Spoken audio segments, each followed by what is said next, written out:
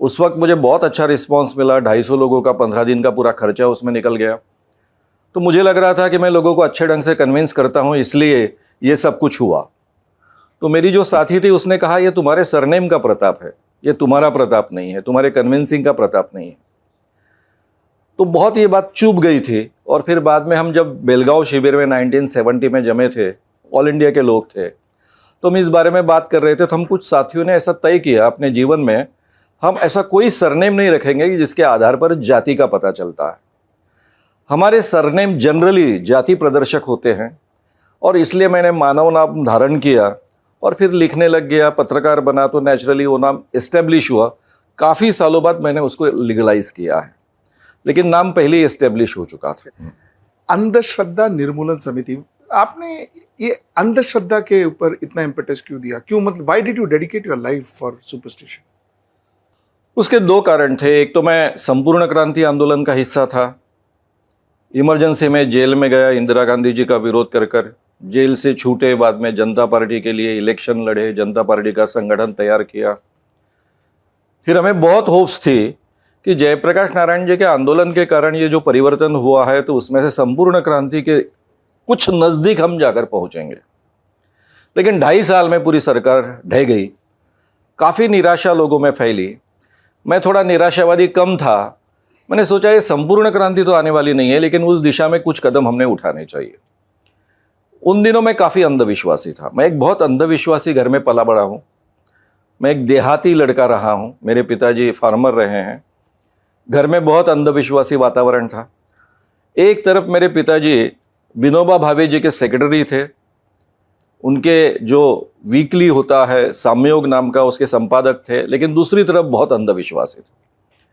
बचपन से ये जादू टोना, मंत्र तंत्र, इन सब चीज़ों को मैं बहुत डरता था। 10वीं क्लास में पढ़ रहा था तब मुझे भूत लगा था, मांत्रिक ने वो उतारा था। कई बाबाओं का भक्त था, बाबाओं के चमत्कारों पर बहुत विश्वास था।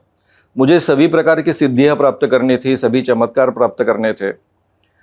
फिर इस आंदोलन में आने के बाद में, जयप्रकाश नारायण के आंदोलन में आने के बाद में, मैं देश भर घूमने लगा, भाषण देने लगा, लोगों को समझाने लगा, अनेक विषयों का अभ्यास करने लग गया, लेकिन अंधविश्वास कायम थे। मेरे जिंदगी में ऐसा कोई व्यक्ति मुझे जिंदगी में मिला नहीं। हालांकि बहुत बड़े बड़े लोगों के साथ में मैं पला बड़ा हूँ।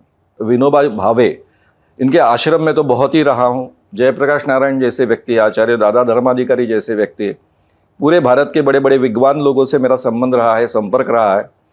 कम्युनिस्टों से रहा है, समाजवादियों से रहा है। लेकिन मेरे पूरे ज़िंदगी में एक भी आदमी ऐसा मुझे नहीं मिला कि जो आत्मविश्वास के साथ कह दे कि भूत इस दुनिया में नहीं होता है। अगर कोई कहता है और मैं अपने अनुभव सुनाता हूँ, तो वो अनुभवों का कोई उत्तर वो दे नहीं पाते थे। उसके बाद में मैं तरुण भारत से जुड़ गया। तरुण भारत ये आरएसएस का पेपर है, लेकिन जनता पार्टी का जो आंदोलन हमारा चला, या फिर जनता पार्टी की जो मूवमेंट चली, साथ में वे भी लोग थे, जनसंघ के लोग थे। तो मुझे पहली बार उनका ऑफर आया और मैं पत्रकार कर कर तरुण भारत ज्वाइन किया, जो आरएसएस का नागपुर का प्रमुख पेपर रहा है, और वो उस समय में हमारे रीजन का सबसे बड़ा पेपर था। उसमें यूथ कॉलम के जरिए मैंने अपनी पत्रकारिता शुरू की। उसके बाद में मुझे ऑफर आया किर्लोस्कर प्रेस का। बीच में थोड़ा प्राध्यापक भी रहा, कॉलेज में पढ़ाया भी, लेकिन वहाँ मेरा मन नहीं लगा, क्योंकि जिस कॉलेज में मैं था, अध्यापक था, अच्छी सैलरी पाता था, उसी कॉलेज के भ्रष्टाचार मैंने निकाल डाले। तो नेचुरली मुझे तो कोई नौकरी देने वाला है नहीं दूसरा, सब डरते थे बहुत। फिर मैं पत्रकारिता में पूना में गया। पूना के किर्लोस्कर प्रेस की एक परंपरा रही है, बहुत रैशनलिस्ट लोग रहे हैं, अंधविश्वास के खिलाफ लड़ाई करते आए हैं। तो वहाँ मुझे इस नए विषय का परिचय हुआ और मेरी फिर पूरी ज़िंदगी बदल गई। उसके बाद में मैं फिर से तरुण भारत में वापस आया, लेकिन मेरे विचारों में इतना परिवर्तन हो चुका था कि अब तरुण भारत मुझे सहन नहीं कर पा रहा था। इसलिए जिस वीकली के लिए मैं आया था, वो वीकली ही उन्होंने बंद कर दिया। अब फिर और किसी के पास जाओ, फिर नौकरी करो। मेरे ध्यान में एक आया कि मैं नौकरी करने के लायक व्यक्ति हूँ नहीं। किर्लोस्कर प्रेस में वहाँ विचारों का कोई यानी अड़चन नहीं थी, तो वहाँ व्यक्तियों के साथ में नहीं जमा, इसलिए मैं छोड़ गया। तरुण भारत में उल्टी चीज़ थी कि व्यक्तियों के साथ में बहुत जमता था, लेकिन विचारों के साथ में नहीं जम रहा है। और मैं अपने शर्तों पर लिखना चाहता था, अपने शर्तों पर हर बात कहना चाहता था। इस ढंग से पत्रकारिता करना संभव नहीं है, यानी नौकरी करना संभव नहीं है।